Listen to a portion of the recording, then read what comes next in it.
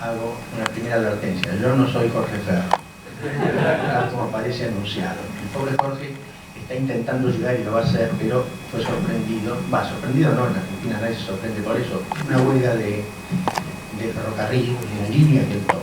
Una funciona y la otra no. Como él tiene que hacer transbordo, bueno, en la primera tuvo problemas, no en la segunda, pero eso retrasa la llegada. De modo que yo voy a hacer con su lugar para la presentación de la primera mesa y hará lo propio con la que sigue. En segundo lugar, bueno, darles la bienvenida, como dije antes, a la Academia Argentina de Letras. Fue una manera de manifestar nuestra adhesión, nuestro afecto al secret y a esta celebración. De una manera muy modesta, pero al menos me pareció que era bueno que tuvieran la oportunidad de conocer este lugar. Después, cuando terminen las sesiones, subiremos, por lo menos para que conozcan la biblioteca antes de irse a comer algo reparador, desaburridor, que es uno de los riesgos que siempre se corren en estos congresos, no nos podemos engañar. La Academia Argentina de Letras fue fundada en 1931 y funciona en este edificio desde 1944.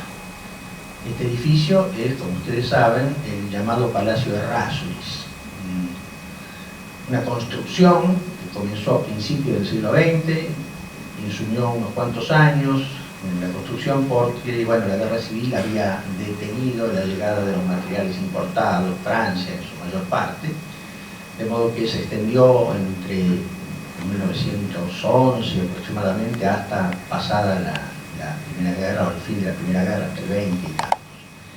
Matías Errázuriz, el dueño, era un diplomático chileno, un hombre de fortuna, que se casó a su vez con Josefina de Alvear, con lo cual la fortuna se incrementó notablemente. Y vivió, alguna justicia tiene que haber en el mundo, pocos años en este lugar.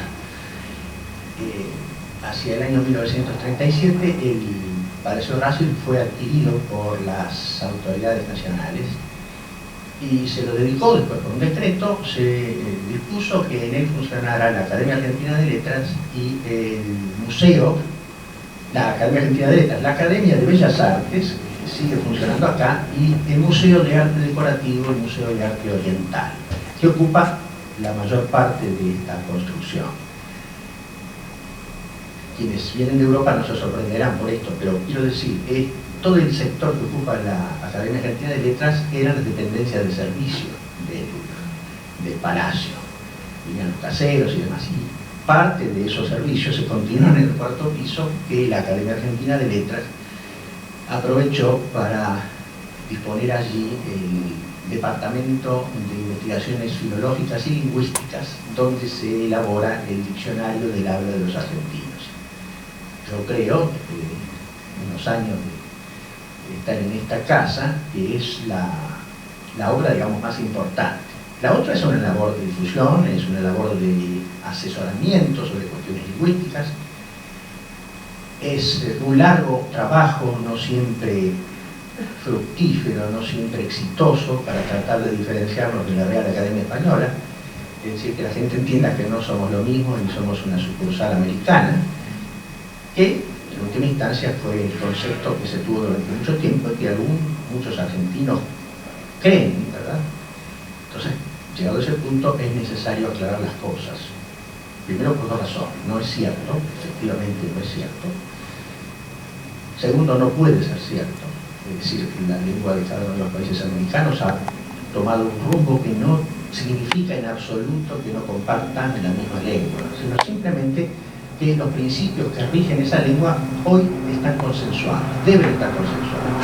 La Academia Argentina, la Real Academia Española, tiene una larga tradición dieciochesca sobre sí, tiene mucho dinero, ha manejado siempre desde España, bueno, asuntos relativos a la gramática, a la ortografía y demás, y bueno, lentamente ha tenido que ir entendiendo que hoy día la modalidad española es una modalidad absolutamente minoritaria, desde el punto de vista dialectal. El español hoy es el español de América, hablado por el 90% largo de los hablantes de español del mundo. Pero existe una rémora cultural, admitida, tácita o explícitamente en el pasado, que me parece que lentamente se va disipando por la fuerza de los hechos. Con lo cual quiero decir, no es posible que un país fije la norma para otro. O esa norma es consensuada, compartida, o, bueno, marcharíamos camino al desastre y a la disolución, que ningún país tiene interés en que se produzca. De modo que eso es importante que se tenga en cuenta. De ese modo, las normas son consensuadas, todo cambio en las normas, en la norma del paño estándar son compartidas, son consultadas, y si se encuentra que esa norma es la que todavía tiene vigencia en cada uno de los países americanos, se la acepta como tal, y si no, se la excluye o se la señala con las diferencias que corresponde en la gramática general. Ese es un cambio importante. Bueno, el diccionario del habla de los argentinos no pretende ser un diccionario disidente, un diccionario antagónico, sino simplemente señalar aquellas particularidades léxicas de nuestra modalidad absolutamente vigentes en el territorio argentino que no se encuentran registrados hasta ahora en el diccionario de la lengua española, antes llamado diccionario de la Real Academia Española. El diccionario de la Real Academia Española también está consensuado, con sus dificultades. No entendemos muy bien a veces por qué algunas palabras son puestas y otras no, de las que nosotros enviamos.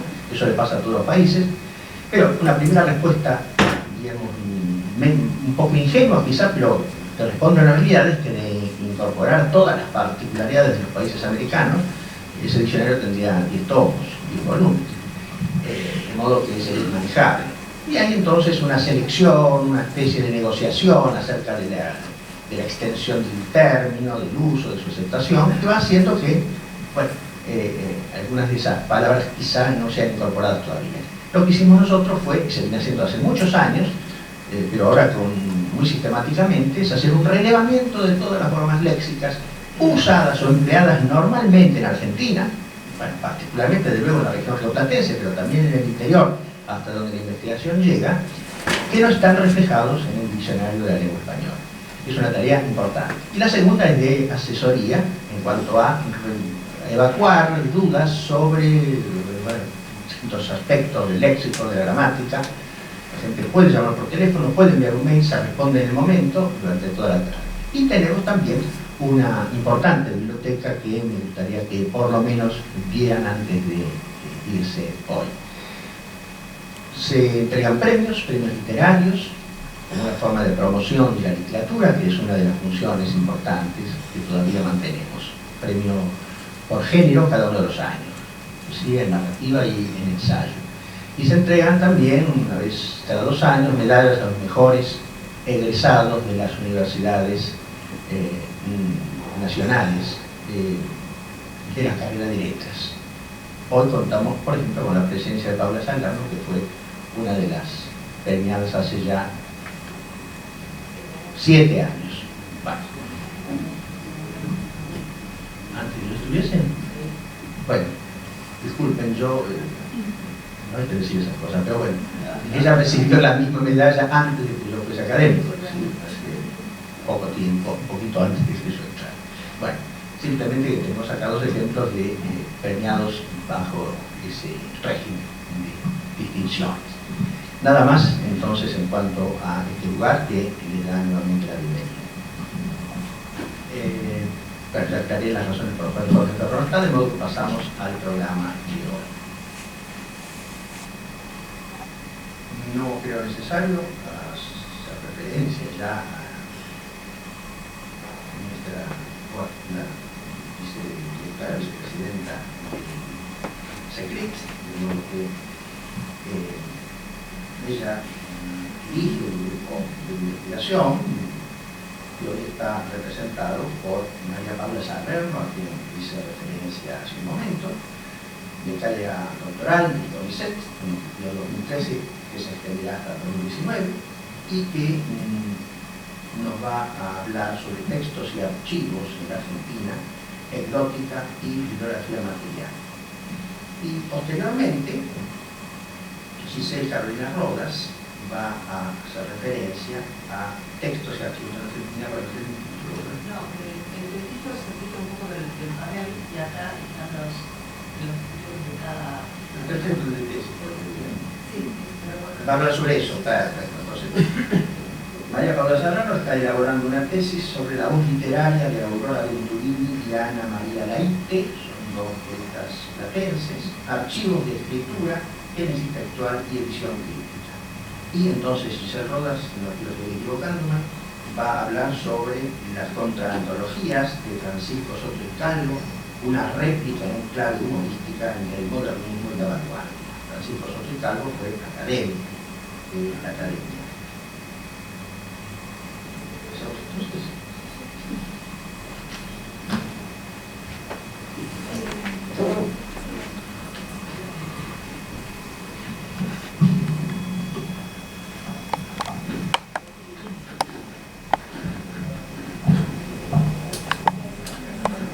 Bueno, muchas gracias, José Luis. Este panel representa otra de las líneas de trabajo de CECRIT, que es el trabajo con manuscritos modernos, de autores contemporáneos argentinos.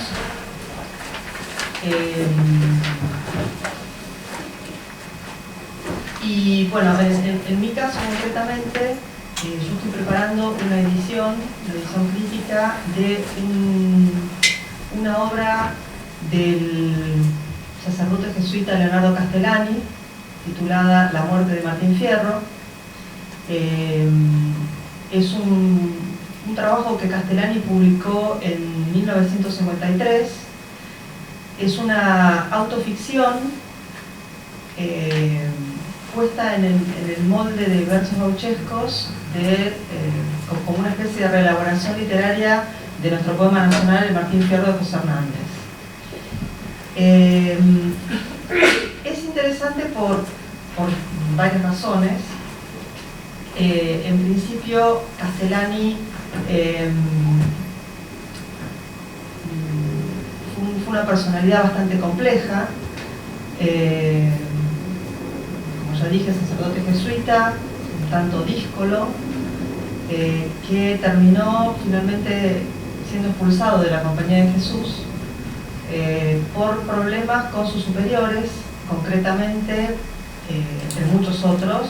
Digamos, la piedra del escándalo sucedió en 1946, cuando Castellani, sin haber pedido permiso a sus superiores, formó parte de una lista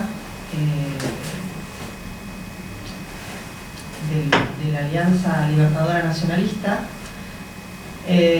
como candidato de esa lista en apoyo al entonces coronel Perón, que finalmente ganó las elecciones ese año con el 56% de los votos frente a una coalición de distintos partidos, la Unión Democrática, que reunía en ese momento a radicales, conservadores, socialistas y comunistas. Castellani lo hizo más que nada por una cuestión de amistad y para ayudar a sus amigos, pero la cuestión es que eso le trajo en principio muchos problemas, y a eso se le sumó una actitud sumamente crítica con los superiores de la Compañía de Jesús, a quienes él, digamos, tampoco reconocía como superiores intelectuales ni morales, por lo cual permanentemente hacía cartas o generaba una serie de documentos que terminaron molestando. Este libro, La muerte de Martín Fierro, traza una línea autobiográfica entre 1946 y 1952, y es el periodo quizás más complicado de Castellani, su etapa más crítica, en el momento en que tiene todo este conflicto, decide viajar a Roma para entrevistarse con el superior de la orden, el padre Hansens, y bueno, todo le va mal. Es decir, no logra una entrevista, pero es absolutamente infructuosa, termina molestando mucho más de lo que ya había molestado, es obligado a recluirse en Manresa, en Barcelona, en una casa en la orden, en la que no se le va a permitir trabajar ni escribir, lo cual para él fue realmente un drama, porque digamos, fue un autor sumamente prolífico, Eso le generó una crisis nerviosa y una crisis espiritual muy grandes, y finalmente en 1949 se escapa gracias a unos amigos argentinos y españoles que le compran un pasaje y se vuelve a Buenos Aires. Ese, como se imaginarán, es el debate total. Allí es finalmente expulsado de la orden. Y bueno, y este libro, La muerte de Martín Fierro, que en realidad tenía como título original La manda de Martín Fierro, es decir, el testamento de Martín Fierro, él lo publica en 1953 en Buenos Aires, en la editorial Sintra,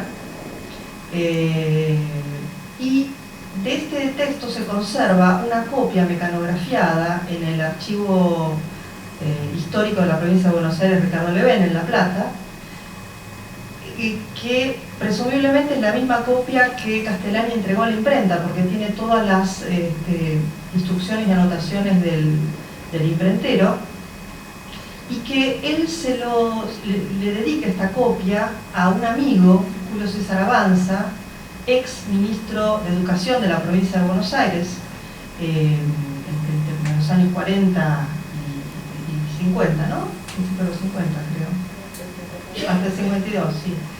Que tras la caída del gobernador Mercante fue acusado de malversación de fondos, estuvo preso por esto, finalmente es liberado sin culpa y cargo, pero en el momento en que Avanza está preso, Castellani le manda esta copia, escrita a máquina, con una dedicatoria, diciéndole que está pasando por una especie de tribulación temporaria, y hay allí todo un juego con, digamos, las injusticias que le ocurrieron al personaje Martín Fierro, José Hernández, la injusticia que le está ocurriendo a Julio César Avanza de ser acusado injustamente y encarcelado, y la injusticia que pasó Castellani justamente dentro de la Compañía de Jesús. Esta copia mecanografiada tiene una serie de correcciones autógrafas de Castellani. Muchas estrofas han sido tachadas y luego no pasaron a la edición de 1953. Y bueno, es muy interesante ver justamente qué fue lo que él sacó de esa primera versión y lo que luego quedó. Yo estoy haciendo, ya la tengo terminada, tengo el texto ya fijado, una edición en donde, por un lado, anoto todas estas variantes y reescrituras de Castellani, y por el otro, rastreo en otros textos de Castellani estrofas de este Martín Fierro que estaban en elaboración en el momento en que Castellani estaba escribiendo otros textos y los va incluyendo, y que no son las mismas, ¿no?, que las que finalmente fueron publicadas. Como les dije, Castellani era un escritor, digamos, sumamente prolífico, y a la vez que estaba haciendo La muerte de Martín Fierro, estaba trabajando sobre otros libros. Uno de ellos, El ruiseñor fusilado, libro publicado en 1952, está dedicado al sacerdote y poeta catalán Jacinto Verdaguer, a quien también justamente le habían abierto un expediente disciplinario y le habían prohibido ejercer el sacerdocio, con lo cual él se siente, digamos, sumamente identificado con este personaje, y en esta especie de biografía que él escribe y de defensa de Verdaguer, él va incluyendo cada tanto algunas estrofas de esta muerte de Martín Fierro, que no coinciden exactamente con las que finalmente fueron publicadas, ya sea porque estuvieran en elaboración o porque estoy citando de memoria. Entonces también en la edición hago referencia a estos cambios. A su vez, Castellani estaba escribiendo otro libro, que es una novela, Los papeles de Benjamín Benavides, publicada por primera vez en 1954. Es una novela, digamos, un poco inclasificable, una novela de tesis, en algunos. En en la que un personaje, Benjamín Benavides, un judío converso docto en las Sagradas Escrituras, se reúne con una serie de personajes en las afueras de la ciudad de Roma, en un campo de concentración. Benjamín Benavides es un judío sefardí que bueno, no puede salir de allí porque le faltan los papeles, ¿no? Está todo el tema de la guerra y de la posguerra. Y en esa reunión él conversa sobre las distintas interpretaciones del Apocalipsis, de las visiones del Apocalipsis, ¿no? Con otros personajes. Este texto, que es muy interesante y en el que por supuesto Castellani asume la voz del judío converso, Castellani es Benjamín Benavides, aparece en La muerte de Martín Fierro, reescrita esta novela en versos gauchescos, es decir, está inserta dentro del texto. Tiene además otros guiños con la literatura argentina. Por ejemplo, en un momento aparece el fantasma de Leopoldo Lugones. Para Castellani solo hubo, dicen algunos de sus libros, 2 poetas en la Argentina, que fueron Lugones y Hernández, ¿no? Los demás son medio poetas, ¿no? O poetas a media. Y por otro lado, aparece una payada entre el personaje principal de la muerte de Martín Fierro, que es el hijo mayor de Martín Fierro, el que ha estado en la penitenciaría, si recuerdan. Acá otra vez este juego con la cárcel, el encierro, la penitenciaría, que aparece con un nombre, así como el Martín Fierro al final el padre y los hijos se van, ¿no? Se dispersan a los y se cambian los nombres. El hijo mayor va a llamarse Desiderio Fierro y Cruz, como una geminación entre los 2 grandes personajes de Martín Fierro, el sargento Cruz y Fierro. Y acá también otra vez el juego, ¿no? Desiderio, deseado por Dios, o Desiderio por decidido, un poco en infame. Bueno, en este texto, digamos, Castellani ficcionaliza también el método filológico, es decir, Castellani va a aparecer, ¿no? Transfigurado, desdoblado, en personaje y también en editor, ¿no? Entonces, por ejemplo, hay partes donde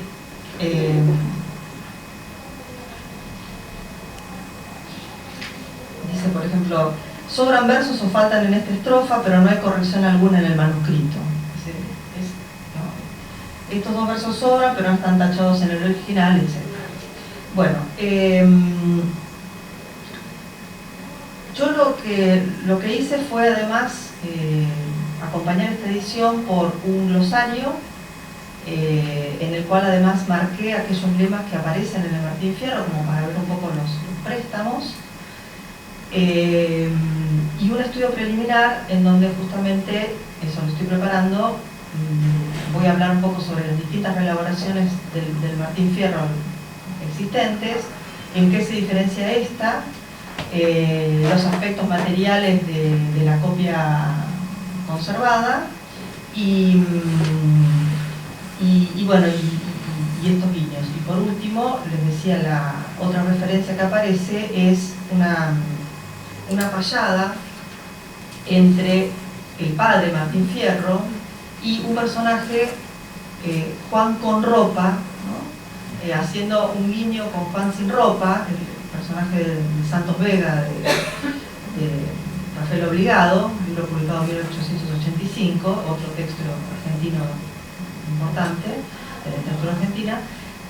Y acá este Juan sin ropa en realidad, como se imaginarán, es el diablo, pero que en lugar de convertirse en serpiente, como en el caso de Santos Vega, de Obligado,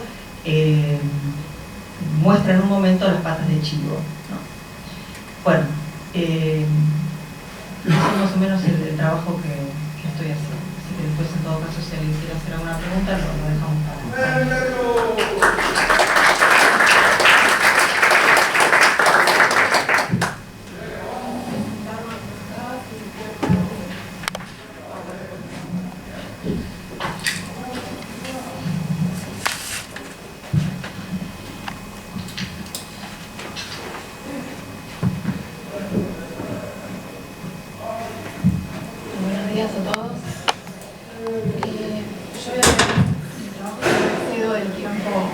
terminado porque si no, ya sé que lo hago. ¿Me escuchan? El proyecto Las contraantologías de Francisco Soto y Calvo, una réplica en clave humorística entre el humorismo y la vanguardia, prolonga el interés iniciado en el plan doctoral por los archivos de escritores argentinos modernos. En este momento me dediqué al fondo documental del escritor Manuel Puig, que se encuentra al cuidado del señor Carlos Puig, que es su hermano, ¿no? En su momento, cuando yo me dediqué a este archivo, el archivo era privado, sigue siendo un archivo privado, pero hoy se puede consultar en el sitio de la Universidad Nacional de La Plata, en el sitio Arcas, está publicado todo su archivo. Entre los documentos que lo conforman, me ocupé de la novela Boquitas Pintadas para realizar una edición crítico-genética, tarea en la que me dirigieron las doctoras María Mercedes Rodríguez Temperley y Laura Juárez, y que concluí en 2015. El proyecto actual considera una zona muy específica de la obra de un escritor poco reconocido. Se trata de Francisco Soto y Calvo, nacido en 1860 en el seno de una familia de clase acomodada. Su esposa fue la pintora María Obligado, perteneciente a una de las familias más tradicionales de nuestro país y heredera de la estancia La Ribera, donde se construyó el monumental palacio en el que la pareja vivía. Su origen de clase y su dedicación a la escritura literaria le permitieron intimar con la élite sociocultural de la Buenos Aires de su tiempo. Es en París donde él edita toda la parte inicial de su obra hasta por lo menos el año 1910, ¿no? Sin embargo, esta prosperidad económica no va a ser una constante y si bien siempre tuvo un buen pasar, la autofinanciación, es decir, el modo en el que él publicó toda esta parte de la obra inicial, se vio afectada. La obra de Soto y Calvo es muy vasta, abarca la escritura en prosa, el ensayo político, la crítica de arte y la traducción. Colaboró en periódicos y en revistas literarias, como por ejemplo la revista Nosotros. No obstante, su campo más prolífico es el de la producción poética, con 24 libros publicados y otros 12 inéditos. Poco antes de morir, su archivo fue donado a la Biblioteca Nacional Mariano Moreno, donde se conserva en 25 cajas de archivo, junto con buena parte de su obra publicada. Otra parte de ese material, por un decreto del año 54, fue trasladado al Archivo General de la Nación, donde se atesora en otros 100 legajos de borradores. En el Archivo General de la Nación no hay obras publicadas, solo borradores. Como dijo José Luis, Soto y Calvo también fue miembro de esta Academia Argentina de Letras por un breve periodo, casi hacia el final de su vida, el último año, y por razones de salud le fue muy difícil ocupar su lugar. Pese a toda esta amplia producción, la crítica literaria ha sido más bien reticente a ocuparse de su trabajo.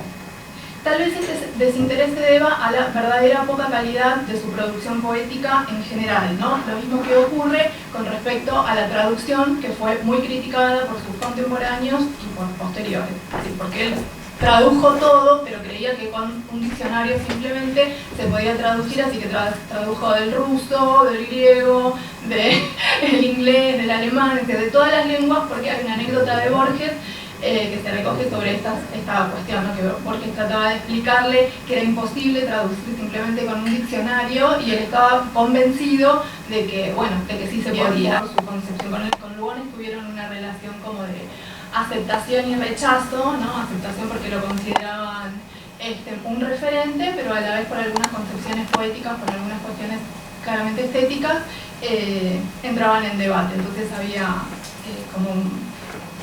alguna, creo que me había marcado una acá para leerla, lo hago muy rápidamente. Dice, para un ejemplo simplemente del tono, ¿no? Del Parnaso satírico. Bajo este grano de sal, Brandán Carafa se oxida. Su muerte fue natural. Se mató un insecticida. Son como poemas breves, así absurdos, a veces disparatados, ¿no? Los poetas Maullantinos en el Arca de Noé es entonces el primer libro de este tipo que escribe Soto y Calvo, y es una reacción a la antología de la poesía argentina moderna que había sido publicada por Julio Noé en el año 1926. En esa compilación, Julio Noé incluye a 87 escritores que estaban distribuidos en 4 secciones. En la primera pone solamente a Lugones como un lugar destacado. En la segunda, a los poetas del 900, elige 9 poetas y los incluye en esa sección.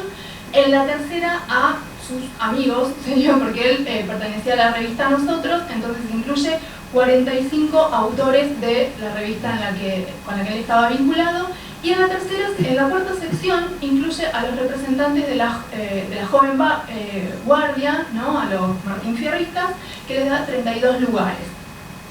Soto y Calvo reacciona enérgicamente ante esta antología porque él no es incluido, ¿no? En ninguno de estos 4 lugares. Y apunta principalmente contra Noé, diciendo cosas como las siguientes. 80 gatos embarca esta arca que a Noé el diablo inspirárale cual dios a Carón su barca. La selección cosa parca poco laboriosa fue. Entraron como se ve los lisiados en el arca. Y de la misma manera escribe un poema socarrón, humorístico, para cada uno de los antologados. Por ejemplo, leo una parte de que le dedica a Oliverio Girondo, ¿no? Que estaba vinculado a La Vanguardia. Oh santo Dios, qué hondo. Sí, qué hondo es este augusto abismo de Girondo. Sí, es mucho, mucho más que un mar sin fondo. Es un sofá redondo. Sí, qué mar ni qué río, de la pampa me río, del arcano bravío, del futuro y su fondo. Todo es un gran poroto ante Girondo el hondo, ¿no? Y así hace como chanzas, digamos, en el mismo tono que estas que aparecían en la revista Martín Fierro, ¿no? Esto va a abarcar a todos los escritores que aparecen en esta antología que tiene como referencia. Evidentemente esto provoca reacciones entre los antologados al punto que Soto y Calvo en el año 26, el 29 de julio, le envía a Gleiser una carta, ¿no? al editor, una carta en la que dice: un telegrama de insulto y 3 cartas de arrebato le han propinado los gatos al pobre poeta culto. Entonces le pide a Gleiser que imprima esa carta que él le escribe en verso y que se la reparta a los aludidos, ¿no? Que tenemos aquí. Igualmente no es para disculparse, él está convencido de esto. Él dice: no creo haber ofendido, ni quiero hacerlo ni quise, y aquel que me descuartice busque causales diversos, o rima mejor los versos o mejor los actos dice, ¿no? Que no se disculpa, sino que sostiene que está bien. Y esto es, en verdad, es una humorada más. Él está convencido de que la forma de hacer reaccionar a la literatura es a través del humor, y lo dice en diversas cartas que están en su archivo, lo que le dice a los editores incluso, ¿no?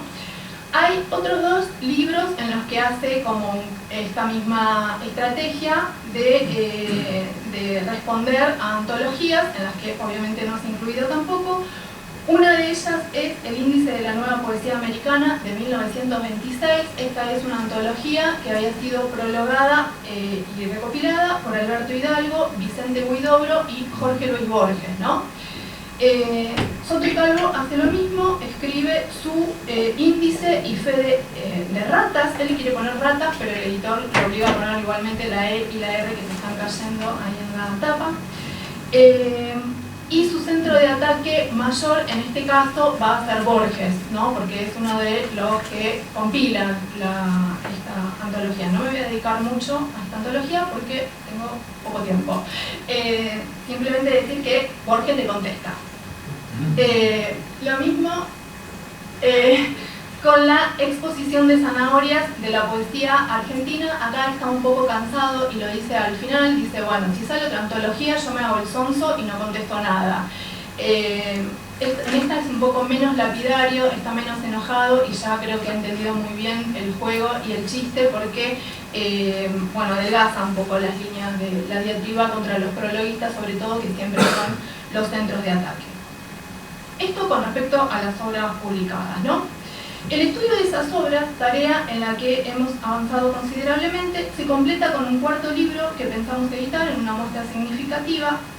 Se trata de En el Ushuaia de Gleiser, un mecanograma inédito escrito en respuesta a un catálogo distribuido por la editorial Gleiser en 1997. Durante los últimos años de mi carrera de grado en la Facultad de Humanidades de la Universidad Nacional de La Plata, comencé a interesarme por la investigación en el campo de los estudios literarios. Por mi parte, me propongo realizar una edición crítica en la que se enmiendan los errores textuales y en la que se puedan leer las variantes correspondientes a las distintas ediciones de la novela.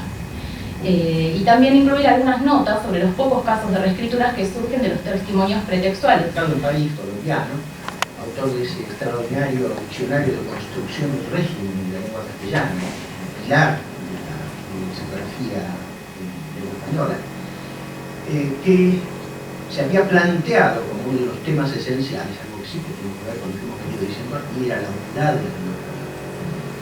Bueno, él había hecho una apuesta muy fuerte, que esa lengua española nunca iba a dialectalizarse o dispersarse seriamente. Y una vez recibió un trabajo de Sotoicalvo, que era uno de estos poemas que él perpetraba cada tanto tiempo, que se llamaba Anastasio. Le manda el poema Anastasio a Cuervo, acompañado de un léxico, puesto que el poema Anastasio estaba escrito en estilo gauchesco. Y lo acompaña con un léxico propio de esta región, diciéndole que seguramente Cuervo no iba a entender cuántos vocablos que aparecían y que necesitaría de ese léxico para entender cabalmente el poema que le estaba enviando. Y eso provoca en Cuervo una especie de situación límite de desesperación, y le dice: si para que yo pueda leer un poema en castellano es necesario que usted me envíe un léxico, estamos frente al precipicio, estamos comenzando un proceso de disolución que nos va a llevar a la incomprensión y a la ininteligibilidad de las variantes de América. Investigación que estoy llevando adelante. Uno de ellos es, el primero que tiene que contar, es un proyecto de transferencia. Estoy llevando adelante con un equipo de investigación de la Universidad de Buenos Aires, en la que trabajamos, bueno, gente de literatura infantil y juvenil, gente de edición, gente de gramática. Estamos diseñando en convenio con el Ministerio de Educación de la Ciudad de Buenos Aires materiales para la enseñanza del español desde una perspectiva de la variedad. Si todo va bien, ahora en pocos meses se van a publicar 3 cuadernillos para trabajo directamente en el aula con los chicos, y estamos también trabajando con generar información docente y conferencias de divulgación de estos materiales. Voy a retomar lo que decía José Luis al comienzo de esta mesa, la idea de que las academias están trabajando en conjunto para sostener una idea de un español que, si bien es común, es un español que tiene una norma policéntrica, es decir, hay varios centros normativos. El problema que tenemos los centros normativos laterales es que, claro, no tenemos el apoyo que tiene la Real Academia Española y el Instituto Cervantes, que desde 1990 está generando materiales, y la Fundación del Español Urgente, que es la FUNDED. Entonces, esta institución tiene poder económico, sobre todo porque está financiado por medios de comunicación, como lo son la Telefónica o Santillana, para gestionar sus propios materiales de difusión de su estándar. Entonces, los diccionarios del estudiante, los libros escolares, los cursos de formación docente para enseñanza español como lengua segunda y extranjera, esos materiales, la venta de los exámenes, todo eso surge en un contexto un poco más poderoso. Y los estándares americanos están un poco por detrás de esas iniciativas, y entonces lo que termina pasando es que los hablantes y los especialistas, los docentes, etcétera, terminan por consultar la Real Academia o los manuales escolares argentinos. Se replican los discursos de la Real Academia, es decir, no hay discurso de las variedades, sino el discurso del español común. Son manuales para los chicos, que es el dialecto neutro latinoamericano, que se emplea en la televisión, comprendido por todos, y la idea de que ahí va a estar la comprensión de la unidad del español.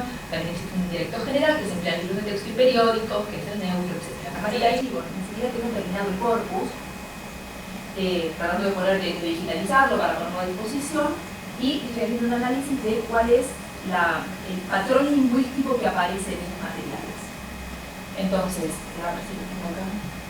estas son algunas de las revistas para que las vean.